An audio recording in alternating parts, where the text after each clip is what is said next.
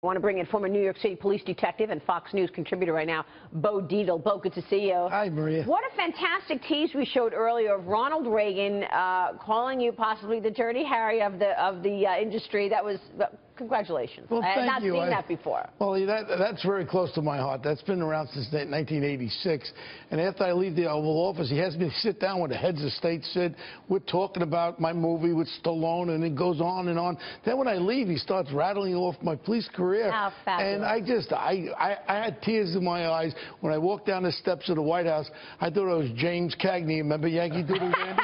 I bet. But boy, have things changed on the security front and on the law enforcement front since then. Yeah. Right now, you own a company with patents on keystroke encryptions for cell phones and computers. Right. What's your take on the FBI hacking into that phone, how they did it? Well, you know what? I got into it a little bit, and the science behind it, it's like brain surgery. They use lasers and all that, but if something screws up, the whole thing could have collapsed because it's got like a fail-safe thing. If you try to breach it, it burns itself out. So it had to be done very, very like brain surgery. The only way I could describe it. Wow. Part of the thing is we have the 3 patents for keystroke encryption.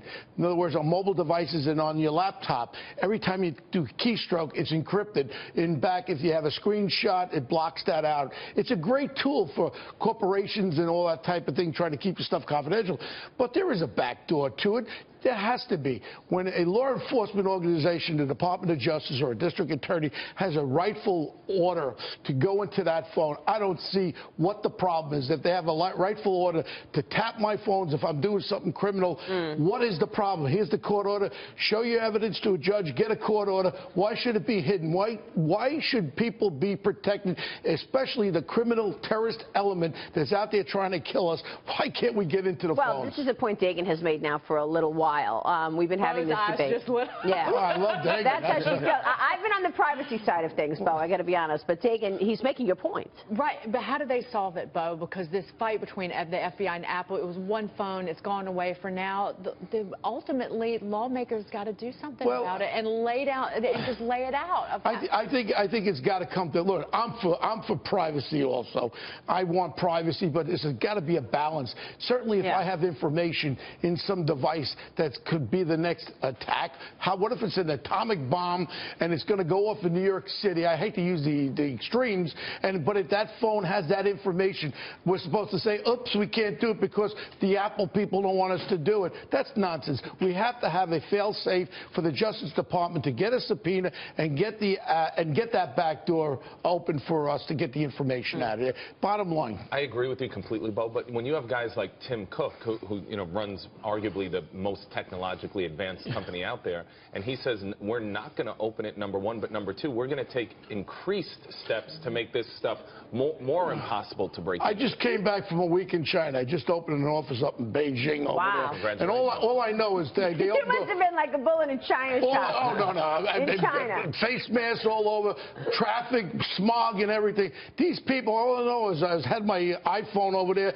and some Chinese guy was talking to me on my own phone. I don't know what they were doing to me over there, and I really don't care what they were doing. But the point is, there's so many technically advanced groups out there. With all my credit to Mr. Cook and all that, but there are people sitting in their basements. I got these hackers that I've seen, ethical hackers, that can get into almost anything. Yeah. And as much as they keep putting a blockade, there's always going to be someone smarter than you. Well, that's the thing, Bo. Did you find the timing a little bit curious with regards to how they gave Apple a chance to work with the government and said, hey, guys, we're going to file a lawsuit or there's going to be an issue with the FBI if you're Apple, but then all of a sudden Apple keeps refusing. They stand up for privacy. They stand up for their customers, and then the FBI is able to unlock the phone. You know what? I thought at first, my first opinion was that they couldn't do it. They just wanted to back off. Yeah. But then all of a sudden I realized when Comey stepped up there, he's quite a guy with integrity. And when he's saying they busted in there, they busted in. He wouldn't be standing up there saying we breached it. It's not a I got you moment. It's just something that has to be controlled. Like Dagan said, we have to have some control factor, that we have to have a back door for security-wise, not just for the privacy. Let's weigh it out, Maria. I agree with you with privacy, but if we have something that's so important to our lives that it's life and death, we have to have an open door. Please. By the way, when you went to China, did you have to have a minder with you? I had an interpreter. I brought my own interpreter from the United States. Because when I went to China, this was a long time ago, I think it was because I was a reporter, they insisted on me having this Chinese guy walk around with me every day, everywhere. No. And then he, we had to get him lunch, I mean, the whole 9 yards. And then he asked me, I had to give him $800 and he wanted it in cash. No, I got one step. I had to pay him for being with me for a whole week on all my interviews. I got one step better. I opened an office there. I have a partner there, and he has access. And I was out to dinner with 3 red Chinese generals, 3-star generals, and we're drinking this Japanese vodka.